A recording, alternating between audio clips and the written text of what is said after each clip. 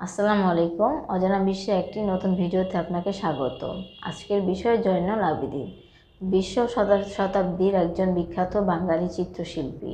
পূর্ববঙ্গে তথা বাংলাদেশে চিত্রশিল্প বিষয়ক শিক্ষার প্রসারে আমিত প্রচেষ্টার জন্য তিনি শিল্পাচার্য উপাধি লাভ করেন। তার বিখ্যাত চিত্রকর্মের মধ্যে রয়েছে দুর্ভিক্ষ, চিত্রমালা, মৈদা, সংগ্রাম, সাঁওতাল, রমণী, ঝড়কাক, বিদ্রোহী ইত্যাদি। 1970 খ্রিস্টাব্দে গ্রাম বাংলার উৎসব নিয়ে আঁকেন তার বিখ্যাত 65 ফুট দীর্ঘ ছবি নবান্ন। জয়নুল আবেদিন 1914 খ্রিস্টাব্দের 29 ডিসেম্বর তৎকালীন ময়মনসিংহ জেলার কিশোরগঞ্জ মহকুমার কেন্দুয়াতে বর্তমান নেত্রকোনা জন্মগ্রহণ করেন। তার বাবা তমিজুদ্দিন আহমেদ ছিলেন পুলিশের দারোগা সাব ইন্সপেক্টর, মা জয়বন্নেসা গৃহিণী। 9 ভাই বোনের মধ্যে জয়নুল আবেদিন ছিলেন সবার বড়। পড়াশোনায় হাতেখড়ি পরিবারের অভ্যন্তরীণ পরিমণ্ডলী। খুব ছোটবেলা থেকেই তিনি ছবি আঁকতে পছন্দ করতেন। পাখির বাসা, পাখি, মাছ, গরু, ছাগল, ফুল, ফল এঁকে মা বাবাকে দেখাতেন। ছেলেবেলা থেকে শিল্পকলার প্রতি তার গভীর আগ্রহ ছিল। মাত্র 16 বছর বয়সে বাড়ি থেকে পালিয়ে তিনি বন্ধুদের সাথে কলকাতায় গিয়েছিলেন শুধু গভর্নমেন্ট স্কুল অফ আর্টস দেখার জন্য। কলকাতায় গভর্নমেন্ট স্কুল অফ আর্টস ঘুরে আসার পর সাধারণ পড়াশোনায় জয়নুল আবেদিনের মন বসছিল না। তাই 1903 খ্রিস্টাব্দে মেট্রিক পরীক্ষার আগে স্কুলের পড়ালেখা বাদ দিয়ে কলকাতা চলে যান এবং মায়ের অনুসমর্থনে গভর্নমেন্ট স্কুল অফ আর্টসে ভর্তি হন। তার মা জয়নুল আবেদিনের আগ্রহ থেকে নিজের গলার হার বিক্রি করে ছেলেকে কলকাতার তখনকার আর্ট স্কুলে ভর্তি হতে সাহায্য করেন। জয়নুল আবেদিন 1933 থেকে 1938 খ্রিস্টাব্দ পর্যন্ত কলকাতা সরকারি আর্টস স্কুলে পড়লেন। 1938 খ্রিস্টাব্দে কলকাতা গভর্নমেন্ট স্কুল অফ আর্টসের ড্রয়িং অ্যান্ড পেন্টিং বিভাগ থেকে প্রথম শ্রেণীতে প্রথম হয়ে স্নাতক ডিগ্রি অর্জন করেন। 1947 খ্রিস্টাব্দে ব্রিটিশ শাসিত ভারতবর্ষ বিভক্ত হয়ে দুটি দেশের সৃষ্টি হয়, যথা ভারত ও পাকিস্তান। পূর্ববঙ্গ নতুন নাম লাভ করে পূর্ব পাকিস্তান, যা পরবর্তীকালে 1971 সালে বাংলাদেশ নামে স্বাধীন রাষ্ট্র হিসেবে প্রতিষ্ঠা লাভ করেন। পূর্ববঙ্গের প্রথম প্রজন্মের শিল্পীদের পুরোধা ব্যক্তিত্ব জয়নুল আবেদিন। 1947 খ্রিস্টাব্দে ভারত বিভাগের পূর্ব পাকিস্তানে একটি চিত্রকলা শিক্ষা প্রতিষ্ঠানের প্রয়োজন অনুভূত হয়। জয়নুল আবেদিন এর উদ্যোগে 1948 খ্রিস্টাব্দে পুরান ঢাকার জনসন রোডের ন্যাশনাল মেডিকেল স্কুলের একটি জীর্ণ কক্ষে গভর্নমেন্ট আর্ট ইনস্টিটিউট স্থাপিত হয়। সূচনায় এর ছাত্র সংখ্যা ছিল মাত্র 18। জয়নুল আবেদিন ছিলেন এই প্রতিষ্ঠানের প্রথম শিক্ষক। 1951 খ্রিস্টাব্দে এই আর্ট ইনস্টিটিউট সেগুনবাগিচার একটি বাড়িতে স্থানান্তরিত হয়। 1956 খ্রিস্টাব্দে আর্ট ইনস্টিটিউট শাহবাগে স্থানান্তরিত হয়।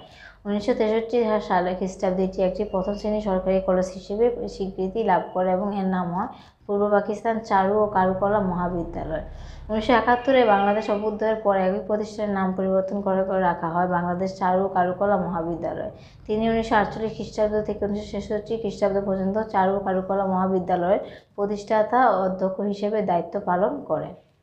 জয়নুল আবেদিনের আগ্রহে ও পরিকল্পনায় সরকার 1975-এ নারায়ণগঞ্জের সোনারগাঁয়ের লোকশিল্প জাদুঘর ও ময়মনসিংহে জয়নুল সংগ্রহশালা প্রতিষ্ঠা করে।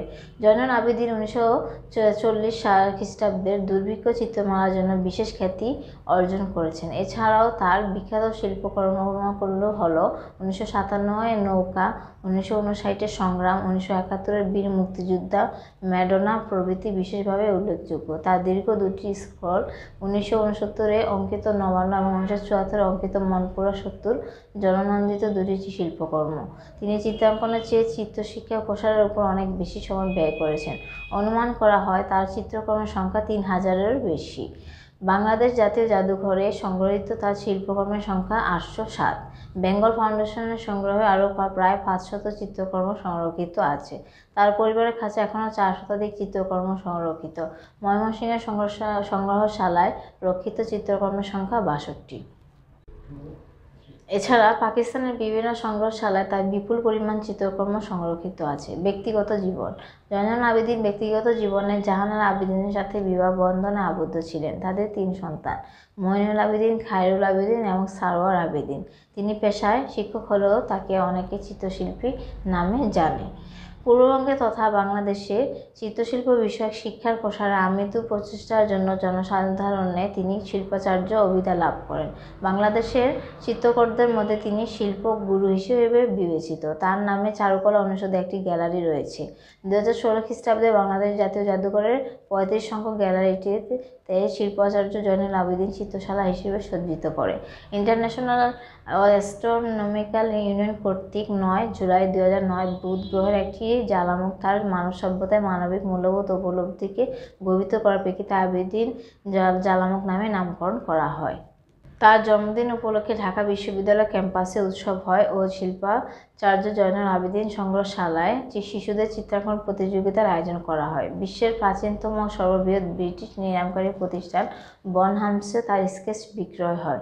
তিনি 1958 সালে তৎকালীন পাকিস্তান সরকারের সবচেয়ে বড় খেতাব হেলালে ইমতিয়াজ, 1968 সালে ঢাকা আর্ট কলেজের ছাত্রদের তরফ থেকে শিল্পাচার্য উপাধি এবং 1974 সালে বাংলাদেশ সরকারের তরফ থেকে জাতীয় অধ্যাপক বাংলাদেশ সম্মান লাভ করেন।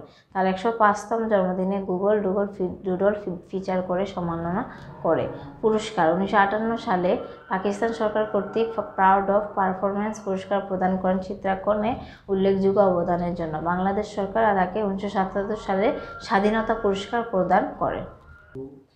জয়নুল আবেদিন 1976 সালের 28 মে মৃত্যুবরণ করেন। তিনি যখন মৃত্যুবরণ করেন তখন তার বয়স ছিল 61 বছর বয়স। চারুকলা ইনস্টিটিউটে জাতীয় কবি কাজী নজরুল ইসলামের কবরের পাশে তাকে সমাহিত করা হয়। তার আঁকা শেষ ছবি 2 মুখ। চিত্রকর্ম বিক্রিতে রেকর্ড। নিউ ইয়র্কে 18 মার্চ 2024 তারিখে এক নিলামে শিল্পাচার্য জয়নুল আবেদিনের 2টি চিত্রকর্ম রেকর্ড দামে বিক্রি হয়েছে। সাঁওতাল দম্পতি নামের একটি চিত্রকর্ম 3,81,000 মার্কিন ডলারে বিক্রি হয়েছে। বাংলাদেশি মুদ্রা যা 4,17,06,500 টাকা। নিলামে বাংলাদেশের কোনো শিল্পীর শিল্পকর্মের জন্য এটি সর্বোচ্চ মূল্যে বিক্রি হওয়ার রেকর্ড বলে জানিয়েছেন শিল্পবোদ্ধারা। দ্বিতীয় পেন্টিংটি বিক্রি হয় 2,79,400 মার্কিন ডলার বা 3,06,00,000 টাকার কিছু বেশি। এর আগে 2018 সালে নিউ ইয়র্কে জয়নুল আবেদিনের সাঁওতাল সিরিজের আরেকটি চিত্রকর্ম নিলামে বাংলাদেশি মুদ্রায় 1.5 কোটি টাকায় বিক্রি হয়। এ ধরনের আরও নানা রকম তথ্য পেতে আমাদের অজানা বিষয় চ্যানেলটিকে সাবস্ক্রাইব করুন। ধন্যবাদ।